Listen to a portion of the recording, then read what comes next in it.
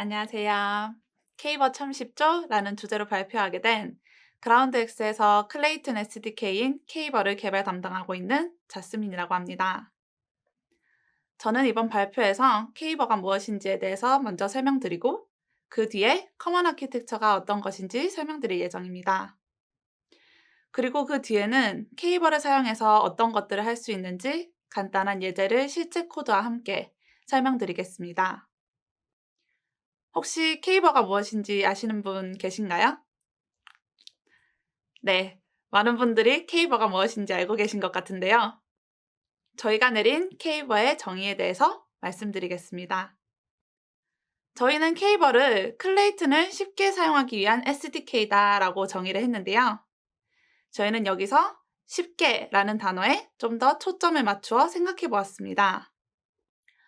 쉬운 사용성을 위해서 SDK에서 어떠한 것들이 고려되어야 할까라는 질문에 대해서 생각했고, 저희는 이 고민에 대한 결과로 이번에 케이버의 커먼 아키텍처를 도입하게 되었습니다. 그렇다면 커먼 아키텍처란 무엇일까요? 커먼 아키텍처는 모든 클레이튼 SDK에서 공유하는 클레이튼 개발 환경을 위한 새로운 소프트웨어 아키텍처입니다. 저는 쉬운 사용성에 대해서 고민한 결과 끝에 커먼 아키텍처를 도입했다고 했는데, 왜 새로운 소프트웨어 아키텍처가 쉬운 사용성을 위해서 필요한지 의문이 드실 수 있는데요.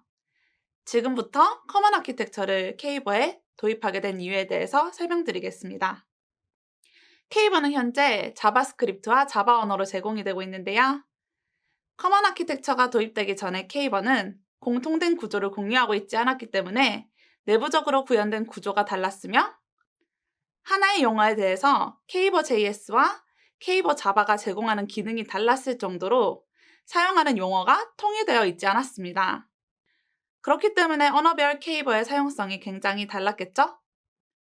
이러한 이유 때문에 만약에 비앱을 개발한 개발자가 다른 언어로 확장하기 위해서는 또 해당 언어에서 제공되는 케이버의 사용성을 익혀야 했습니다. 같은 클레이튼을 사용하기 위한 SDK임에도 불구하고 어떠한 액션을 수행하기 위해서 각 언어별 케이버에서 수행해야 하는 플로우도 다르고, 하나의 기능에 대해서 사용하는 방법과 용어도 달랐기 때문에 클레이튼 비앱을 개발하는 데에 어려움이 있었습니다. 저희는 이러한 문제점을 인식하고 커먼 아키텍처를 도입하게 되었으며, 커먼 아키텍처를 도입함으로써 크게 다음과 같이 세 가지의 목표를 달성하고자 했습니다. 먼저, 클레이튼 SDK인 케이버의 구조와 용어를 통일하는 것이며, 이를 통하여 개발자들에게 쉽고 유사한 사용성을 제공하고자 했습니다. 또한 프로그래밍 언어에 종속되지 않는 클레이튼 SDK만의 구조를 확립함으로써 다양한 언어의 클레이튼 SDK가 개발될 수 있는 토대를 마련하고자 하는 게 마지막 목표였습니다. 그럼 커먼 아키텍처에 대한 대략적인 구조를 레이어 다이어그램을 통해서 설명드리겠습니다. 오른쪽에 보시는 바와 같이 커먼 아키텍처는 총 8개의 레이어를 구분하여 정의되어 있습니다. 각 레이어별로 어떤 기능이 제공되는지 간략하게 설명드리겠습니다. 먼저 KCT 레이어에서는 클레이튼 컴패터블 토큰, 즉 KCT 토큰 컨트랙트를 쉽게 배포하고 실행할 수 있는 기능이 제공되고 있는데요. 현재는 KIP7 펑저블 토큰 스탠다드, 즉 대체 가능한 토큰 스탠다드와 KIP17 넌 펑저블 토큰 스탠다드에 대한 기능이 이 KCT 레이어에서 제공되고 있습니다. 그 다음 컨트랙트 레이어인데요.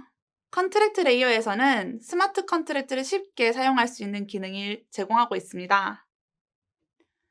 사용자는 스마트 컨트랙트의 ABI와 바이트 코드를 가지고 있다면 컨트랙트 레이어에서 제공하는 기능을 사용하여 쉽게 클레이튼 네트워크에 스마트 컨트랙트를 배포하거나 기배포된 스마트 컨트랙트를 쉽게 실행할 수 있습니다. 그 다음 ABI 레이어에서는 어플리케이션 바이너리 인터페이스에 대한 기능을 제공하는 레이어로 ABI를 사용하여 파라미터를 인코딩하고 디코딩하는 기능을 제공하고 있습니다. 그 다음 트랜잭션 레이어에 대해서 설명드릴게요. 다들 아시다시피 클레이튼에서는 다양한 트랜잭션 타입들이 사용됩니다. 여기 트랜잭션 레이어에서는 클레이튼에서 사용되는 다양한 트랜잭션들이 개별 클래스로 구현되어 있으며, 트랜잭션과 관련된 디코드하는 함수나 아니면 해싱을 구하는 함수 같은 기능들이 함께 제공되고 있습니다.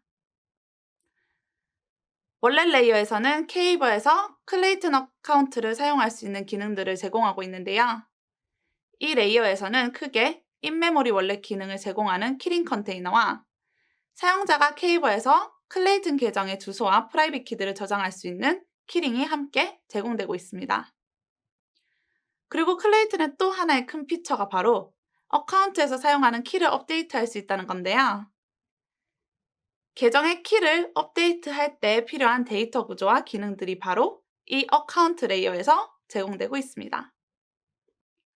그리고 RPC 레이어에서는 실제로 클레이튼 노드와 제이슨 RPC 통신하는 기능을 담당하고 있고, 마지막으로 유틸스는 말 그대로 유틸리티 함수들을 제공하고 있습니다. 이 발표 시간에 커먼 아키텍처의 자세한 설명은 생략하고 이제 K버 사용 방법에 대해 설명드리겠습니다. 커먼 아키텍처에 대한 세부적인 설계 내용은 KRP34에 자세하게 기술되어 있으니 커먼 아키텍처에 관심 있으신 분들은 KRP34를 읽어보시면 좋을 것 같습니다. 그럼 지금부터 실제로 커먼 아키텍처가 반영된 K버를 어떻게 사용하는지에 대해서 설명드릴 텐데요. 시나리오 베이스로 먼저 설명을 드리면서 각 절차별로 코드로는 어떻게 구현되어야 하는지 함께 설명드릴 예정입니다. 코드는 K버 JS로 하는 방법과 K버 자바를 사용하는 방법에 대해서 함께 설명드리겠습니다. 그럼 먼저 K버를 사용하여 어떻게 클레이를 전송할 수 있는지 알아보겠습니다. 일단 클레이를 전송하려면 클레이가 있는 계정을 소유한 유저가 있겠죠? 그럼 그 유저는 본인이 소유하고 있는 계정의 주소와 프라이빗 키를 사용하여 키링을 생성합니다. 키링을 생성하는 코드를 한번 보실까요? 이번 예제에서는 키스토어 파일을 읽어와서 이를 복호화하여 사용할 키링을 생성하고 있는데요. K버 JS와 K버 자바 모두 디크립트라는 함수를 사용하며 첫 번째 파라미터로는 파일로부터 읽어온 키스토어를 넘기고 두 번째 파라미터로는 이 키스토어를 암호화할 때 사용했던 패스워드를 넘겨주면 됩니다. 그럼 사용자는 이렇게 생성된 키링을 K버의 인메모리 월렛에 추가해 줄 수 있는데요. 키링을 인메모리 월렛에 넣으려면 k버.wallet에서 제공되는 add 함수를 사용하면 됩니다. 파라미터로는 JS와 자바 모두 동일하게 방금 생성한 키링을 넘겨주면 됩니다. 그럼 이제 사용할 키링이 모두 준비가 되었으니 실제로 클레이를 전송하는 데 필요한 트랜잭션을 생성해 주어야 합니다. 그럼 이제 트랜잭션을 생성하는 코드에 대해서 설명드리겠습니다. 여기서는 value transfer 타입의 트랜잭션을 사용합니다. 왼쪽의 JS 코드에 대해서 먼저 설명드리겠습니다. JS는 생성자의 트랜잭션의 값들이 정의된 오브젝트를 파라미터로 넘겨서 트랜잭션을 생성합니다. 오브젝트 내부에 정의된 값은 트랜잭션을 전송한 from의 주소, 그리고 클레이를 전송받을 to의 주소, 그리고 얼만큼의 클레이를 전송할지에 대한 value, 그리고 트랜잭션을 실행할 때 사용할 최대 가스량을 정의할 수 있습니다. 그럼 이제 자바로는 어떻게 생성하는지에 대해서 설명드리겠습니다. 자바는 빌더 패턴을 사용하여서 트랜잭션의 값들을 각각 셋해주는 방식으로 트랜잭션을 생성합니다. 코드에 보시면 JS와 마찬가지로 from 계정의 주소, 그리고 클레이를 전송받을 to의 주소, 전송할 클레이의 양, 그리고 트랜잭션을 실행할 때 사용할 최대 가스량을 정의하고 있는 것을 보실 수 있습니다. 참고로 자바의 경우에도 value transfer 트랜잭션 생성자에 바로 값들을 차례대로 정의해서 생성할 수 있지만 파라미터 개수가 이렇게 많아지고 옵셔널 파라미터가 많아지면 사용하기가 불편하기 때문에 빌더 패턴을 사용할 수 있도록 따로 제공되고 있습니다. 그럼 이제 트랜잭션을 생성했으니 아까 생성한 키링으로 이 트랜잭션에 서명을 해야겠죠? 좀 전에 코드에서 키링을 생성한 뒤에 저희가 인메모리 월렛에 add를 해줬습니다. 그렇기 때문에 이 예제에서는 인메모리 월렛에 저장되어 있는 키링으로 서명하는 k버.wallet의 sign 함수를 사용합니다. 코드에 보시다시피 JS와 자바 모두 사인 이름의 함수를 호출하게 되고요. 첫 번째 파라미터는 사용할 키링의 주소, 두 번째 파라미터는 서명할 트랜잭션을 남겨줍니다. 사인 함수 실행이 완료되면 생성된 서명값이 트랜잭션의 시그니처스에 추가되게 되는데요. 만약 파라미터로 전달받은 트랜잭션에 기존의 서명이 존재하지 않는다면 새롭게 서명을 추가하게 되고, 만약 기존의 서명이 존재한다면 그 서명 뒤에 append 되도록 동작합니다. 그럼 이제 서명된 트랜잭션을 실제 클레이튼 네트워크에 전송해주면 됩니다. 네트워크로 전송된 트랜잭션이 정상적으로 처리되면 프롬 계정에서 to 계정으로 클레이가 성공적으로 전송되게 됩니다. 그럼 어떻게 서명된 트랜잭션을 클레이튼 네트워크로 전송하는지 설명드리겠습니다. 좀 전에 커먼 아키텍처 레이어를 설명드릴 때 클레이튼 노드와 제이슨 RPC 통신하는 기능을 제공하는 RPC 레이어가 있었죠? 거기서 제공하는 기능을 사용하시면 됩니다. kbot.rpc를 사용하면 클레이튼 노드와 제이슨 RPC 통신을 할 수 있고, 저희는 그 중에서도 클레이 네임스페이스에 send row transaction 콜을 사용합니다. 이를 위하여 코드에 보시다시피 kbot.rpc.clay.send row transaction 함수를 사용합니다. 이 RPC 콜은 네트워크에 트랜잭션을 전송한 이후 트랜잭션 해시를 리턴하게 되며 케이버에서는 이 해시 값을 통하여 트랜잭션 처리 결과를 확인할 수 있는 트랜잭션 리싯을 조회할 수 있습니다. 여기까지 케이버를 사용해서 클레이를 전송하는 방법에 대해서 설명드렸는데요. 굉장히 간단하죠? 이 정도의 코드만 작성하시면 클레이를 바로 전송하실 수 있습니다. 그럼 다음은 케이버로 나만의 토큰을 만드는 방법에 대해서 설명드리겠습니다. 여기서는 KIP7 토큰 컨트랙트를 배포해서 자신만의 토큰을 만들어 보겠습니다. 아까와 마찬가지로 시나리오 베이스로 설명드리면서 절차별 코드도 함께 설명드리겠습니다. 먼저 토큰을 생성하고자 하는 유저가 있겠죠? 이 유저는 이전과 마찬가지로 클레이가 있는 클레이튼 계정을 소유하고 있습니다. 유저는 좀 전과 마찬가지로 본인이 소유한 클레이튼 어카운트를 사용하기 위해 키링을 생성하게 되고, 생성된 키링을 인메모리 월렛에 추가해줍니다. 키링을 생성하고 인메모리 월렛에 추가하는 코드인데요. 아까와 동일한 내용이므로 자세한 설명은 생략하겠습니다. 그럼 이제 유저는 KIP7 토큰 컨트랙트를 클레이튼 네트워크에 디플로이 해야 하는데요. 이를 위해서 사용자는 KIP7 클래스의 디플로이 메소드만 호출해주면 KIP7 토큰 컨트랙트가 클레이튼 네트워크에 배포되게 됩니다. 여기서 참고로 KIP7은 KIP7 펑저블 토큰 컨트랙트를 쉽게 배포하고 실행하기 위해서 케이버에서 제공하는 클래스의 이름입니다. 유저가 이렇게 KIP7의 디플로이 메소드를 호출하게 되면 내부적으로 KIP7 토큰 컨트랙트의 ABI와 바이트 코드를 사용하여 토큰 컨트랙트를 디플로이하는 스마트 컨트랙트 디플로이 트랜잭션을 생성하게 되고요.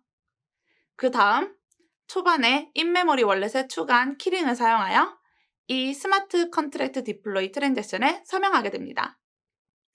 그렇게 서명된 트랜잭션을 마지막으로 실제 클레이튼 네트워크로 전송하여 KIP7 토큰 컨트랙트의 배포가 완료되게 됩니다. 이 트랜잭션이 네트워크에서 처리가 완료되면 토큰 컨트랙트가 정상적으로 배포된 것을 의미하고요. 이 결과로 사용자는 네트워크에 배포된 토큰 컨트랙트의 주소가 담겨있는 KIP7 인스턴스를 리턴받게 됩니다. 사용자는 리턴받은 KIP7 인스턴스를 사용하여 클레이튼 네트워크에 배포된 토큰 컨트랙트를 사용할 수 있고요. 여기에서 노란색 글씨는 사용자가 직접 수행하는 작업이 아니라 내부적으로 동작하는 작업을 의미하게 됩니다. 그럼 배포하는 코드는 어떻게 되는지 한번 볼까요? 디플로이하기에 앞서 사용자는 어떠한 토큰을 네트워크에 배포하고 싶은지 먼저 정의해야 합니다. 여기 코드에 보시면 토큰의 이름 자스민, 토큰의 심볼 자스, 그리고 사용되는 소수점 자릿수를 나타내는 데시멀 18자리, 그리고 초기 발행량이 정의된 것을 확인할 수 있습니다. 토큰에 정의되는 내용들은 동일하며 JS의 경우 왼쪽의 코드와 같이 오브젝트를 사용하여 정의하게 되고 자바의 경우에는 KRP7 디플로이 파람스를 사용하여 정의합니다. 그럼 이제 설명드렸다시피 KRP7 클래스에서 제공하는 디플로이만 호출하면 되는데요. JS와 자바 모두 동일하게 KRP7 클래스에서 제공하는 스태틱 메소드인 디플로이를 호출해주면 됩니다. 디플로이 메소드를 호출할 때의 파라미터로는 토큰의 정보를 담고 있는 객체와 토큰 컨트랙트를 배포하는 계정의 주소를 넘겨줍니다.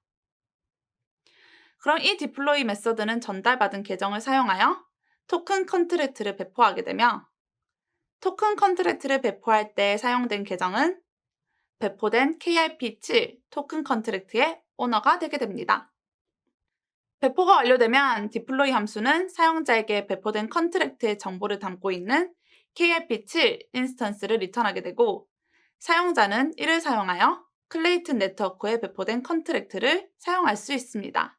이제 배포된 컨트랙트의 정보를 담고 있는 KRP7 인스턴스를 사용하여 어떻게 토큰 컨트랙트를 실행할 수 있는지 설명드리겠습니다. 좀 전에 토큰 컨트랙트 배포의 결과로 KRP7 인스턴스를 리턴받은 시점부터 설명을 시작하겠습니다. 사용자는 리턴받은 인스턴스를 통해 배포된 토큰 컨트랙트를 실행할 수 있는데요. 좀 전과 마찬가지로 간단하게 메소드를 호출해주면 컨트랙트에 정의된 함수가 호출되게 됩니다. 그럼 단순히 컨트랙트의 값을 읽어오는 함수를 호출하는 방법에 대해서 설명을 드리겠습니다. 이 예제에서는 컨트랙트의 메타데이터인 이름을 읽어오는 name 함수를 호출하는 방법에 대해서 설명드리겠습니다. 아까 말씀드렸다시피 name이라는 KRP7 메소드를 사용하면 되는데요.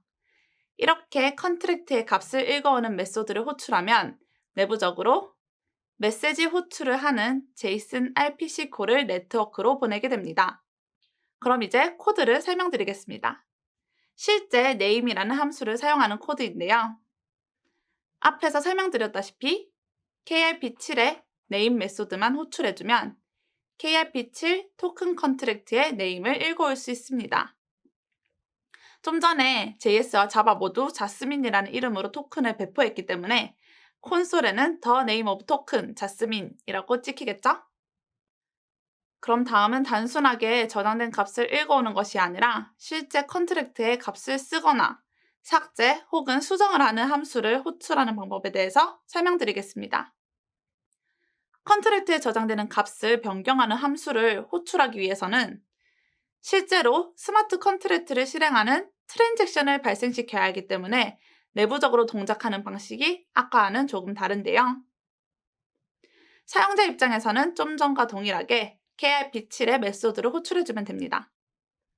여기 예제에서는 from에서 to로 토큰을 전송하는 transfer라는 함수를 예로 들어 설명드리겠습니다.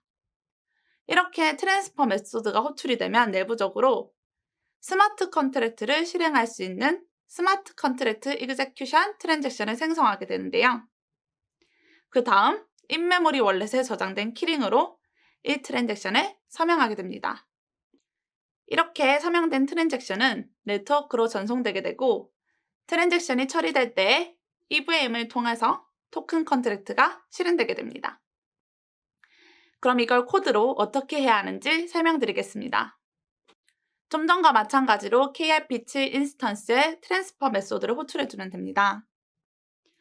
트랜스퍼 메소드의 파라미터로는 실제 KRP7 토큰 컨트랙트의 트랜스퍼 함수의 파라미터를 차례대로 넣어주면 되는데요. 코드에서 보면 트랜스퍼의 파라미터인 to의 주소를 첫 번째 파라미터로, 전송하고자 하는 토큰의 양을 두 번째 파라미터로 넘겨줍니다. 그럼 마지막에 파라미터가 하나 더 넘겨지는 것을 볼 수 있는데요. 이 마지막 파라미터에는 트랜잭션을 전송할 때 필요한 정보가 정의되어야 합니다. 여기서는 트랜잭션을 전송하는 주체인 from 계정의 주소를 정의해 놓았는데요. JS는 왼쪽과 같이 바로 오브젝트의 트랜잭션 전송에 필요한 정보들을 정의하고 자바의 경우 오른쪽과 같이 send options를 사용하여 정의하게 됩니다. 이렇게 함수를 호출하게 되면 내부적으로 정의된 from의 계정을 사용하여 스마트 컨트랙트 이그제큐션 트랜잭션을 생성하며 이때 트랜스퍼 호출을 위한 인코딩도 전달된 파라미터와 함께 자동적으로 수행되게 됩니다. 그렇게 컨트랙트 실행 트랜잭션이 생성되면 좀 전에 설명드렸다시피 인메모리 월렛에 저장되어 있는 키링을 사용하여 서명하게 되고 서명된 트랜잭션을 네트워크에 전송하게 됩니다. 트랜잭션이 처리 완료되면 트랜잭션 리시트를 결과로 리턴해주게 되는데요. 트랜잭션이 정상적으로 처리가 되었다면 실제 자스민이라는 토큰이 프롬에서 트로 성공적으로 전송이 되었을 것입니다. 지금까지 실제로 나만의 토큰을 만들고 사용하는 방법에 대해서 설명드렸는데요. 원래대로라면 KRP7 토큰을 배포하기 위해서는 토큰 스탠다드에 대해서 먼저 이해를 하고 이를 준수하는 스마트 컨트랙트를 작성하여 이를 컴파일한 후 배포하는 트랜잭션을 전송하는 이런 일련의 과정을 거쳐야 하는데 K버에서 제공하는 기능을 사용한다면 이렇게 쉽고 간단하게 KRP7 토큰 컨트랙트를 배포하고 사용할 수 있습니다. 커먼 아키텍처 반영 후에 K버 JS와 K버 자바에서 사용하는 용어가 통일되었고 두 라이브러리의 사용성이 비슷해졌다는 것을 직접 보여드리고 싶어서 두 벌의 코드로 함께 설명을 드렸는데요. 많은 도움이 되셨으면 좋겠습니다. 그럼 마지막으로 K버에서 남은 과제들에 대해서 설명드리고 이 발표를 마치겠습니다. 클레이튼 SDK를 위한 커먼 아키텍처를 설계하고 구현한 가장 큰 이유 중에 하나가 바로 다양한 언어로 K버가 개발될 수 있는 토대를 마련하기 위해서였는데요. 고나 파이썬, C# 등 다양한 언어의 K버에 대한 니즈가 있기 때문에 이번에 설계된 커먼 아키텍처를 기반으로 차차 새로운 언어의 K버를 개발해야 합니다. 그리고 다음은 컨트랙트와 관련된 이야기인데요. K버에서 제공되고 있는 컨트랙트는 내부에서 자동적으로 트랜잭션을 생성하고 서명하여 이를 네트워크로 전송하는 기능이 구현되어 있습니다. 하지만 아직까지 내부적으로 베이직 트랜잭션 타입만을 사용하고 있는데요. 이 말은 즉 수수료 대납 트랜잭션은 사용하지 못한다는 의미입니다. 앞으로는 컨트랙트를 사용할 때에도 수수료 대납을 할 수 있는 기능을 K버에서 지원해야 합니다. 그리고 다음은 KCT에 대한 내용입니다. 지금 K버는 KRP7 펑저블 토큰 스탠다드와 KRP17 넌 펑저블 토큰 스탠다드만 지원되고 있는데 최근에 KRP에 새롭게 정의된 멀티 토큰 스탠다드인 KRP37도 K버에서 지원이 되어야 합니다. 마지막으로는 항상 저희의 숙명인 사용성 개선, 그리고 버그 수정 등이 있겠네요. 여기서는 이 발표 자료에서 언급된 내용과 관련된 것들만 말씀드렸는데요. 이 외에도 K버에서 해야 할 일은 많습니다. 하지만 저희 K버는 오픈소스이기 때문에 언제나 여러분들의 컨트리뷰션을 환영합니다. 이슈가 있거나 궁금한 점이 있으면 이 K버 리포의 이슈에 올려주시거나 혹은 아래 클레이튼 포럼에 글을 남기시면 되고요. 버그 픽스나 개선할 사항 같은 게 있으면 바로 PR로 올려주셔도 됩니다. 저의 발표는 여기까지고요. 이번 발표를 통해서 여러분들이 K버에 대해서 좀 더 깊은 이해와 관심을 가질 수 있는 계기가 되었으면 좋겠습니다. 감사합니다.